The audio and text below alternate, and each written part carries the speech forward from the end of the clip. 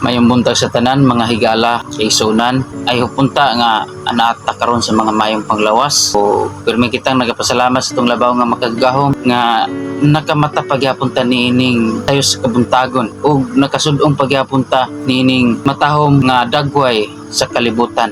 Kana nagpasabot nga doon na rason nganong nakamata pata sa sayo sa kabuntagon dako kani sa blessing nga nakamata pata niining sayo sa kabuntagon. Kana nagpasabot nga doon na mga purpose ug rason nganong nakamata ta niining sayo sa kabuntagon. Ang atong title karon sa to ang topic nga pagadadon unsay rason nganong ang usa ka Kristohanon bugnaw-bugnaw na iyang relasyon sa Ginoo. Init-init na lang ang iyang relasyon sa Ginoo. Dili na pareha sa una nga bag-o pang Kristohanon kusog kaayo musir sa pulong sa Ginoo, dili maulaw nga musir sa pulong sa Ginoo. Bahala siya og bugal-bugalan, katawuan, pero padayon ra gyapon siya nga magsir sa pulong sa Ginoo. Muna siya ay mainiton nga Kristohanon.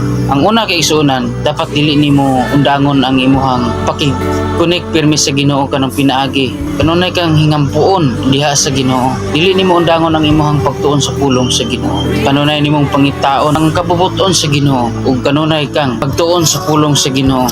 Kay nag-ingon ang Biblia sa Josue 1:8, ayaw gayud kalimti ang basahon sa balaod. Kinahanglan nga tun-an mo kini adlaw o gabi o pagkinabuhi sumala sa tanang naisulat niini og magmauswagon ka. Hinumdumi ang akong sugo nga magmalig-on ka o magmaisugon ka. Ayaw kadlok o kaluya tungod kay ako ang Ginoo nga imong Dios.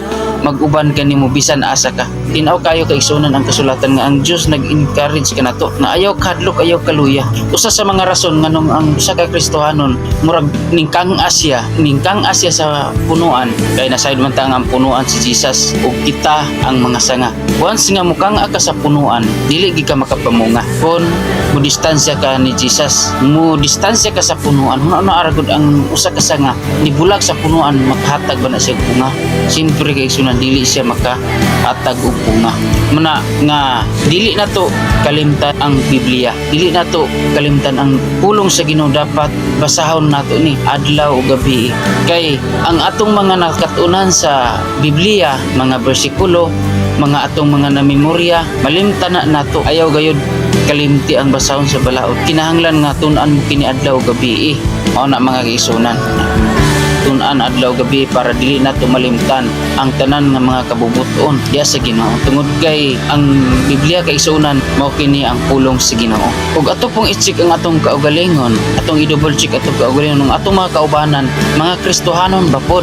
Kay kon ang atong mga kaubanan, mga amigo, mga amiga, mga kahigalaan, puros dili Kristohanon, puros kalibutanon, puros aktif sa kalibutanon, dili aktif sa bulaton sa Ginoo, may posibilidad pud kay igsuunan nga matakdan ta, maimpluwensyahan ta. Mana nga kung ikaw usa ka Kristohanon, hugta ang imong pag-ampo, hugta ang imong kaugalingon sa pagbasa sa pulong sa Ginoo aron sila mo'y matakdan, dili kita mao'y matakdan. Kung usa man karon ka Kristohanon nga murag sa tan-aw nimo nahimulag ka sa Ginoo, na distansya ka sa punuan ni Kristo, simple ra na kay igsuunan balik sa Ginoo, pag-ampo o pangayo pasaylo sa Ginoo, tagaan ka og langit ng kaalam, lamdagan ka sa balahang espiritu para mobalik ang imong kalayo diha sa Ginoo, diha sa presensya sa Ginoo. Dili man sayop ang pagpakikigala sa mga tao dinhi sa kalibutan, pero kung sa ilang gipangbuhat ng mga dili maayo, dili nimo sundon. Ug unsay mga maayo na nakatunan nimo sa Biblia, imo po nang itudlo diha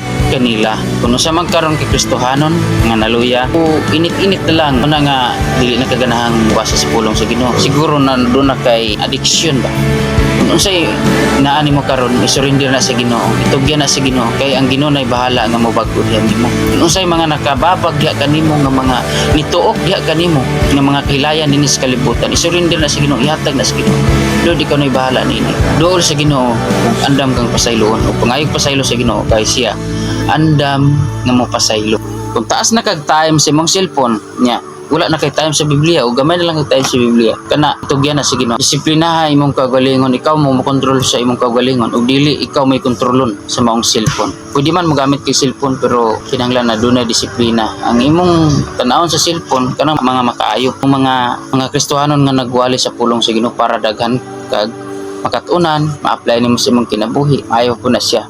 Pero kung imong cellphone gigamit nimo sa dili maayo, sa may imong gitanaw diya nga mga malaway nga mga video, kaya naging ang pulong sa Ginoo kay sunan sa Santiago Kapitulo 4 versikulo 4. Mga maluibon, wala ba kamo masayod nga ang pagpakihigala sa kalibutan mo ay pagpakig-away sa Dios? Kay kadtong buot makihigala sa kalibutan nakig-away sa Dios. Buot pasabot ni ini mga isunan, kung ikaw nakihigala na ining kalibutan na ikaw nakig-away sa Dios. Unsay buot pasabot sa pagpakihigala sa kalibutan kana bang nisabay ka sa kalibutan? Unsa gani mga uso dinhi sa kalibutan? Unsa gani nga dili maayo imong gisunod?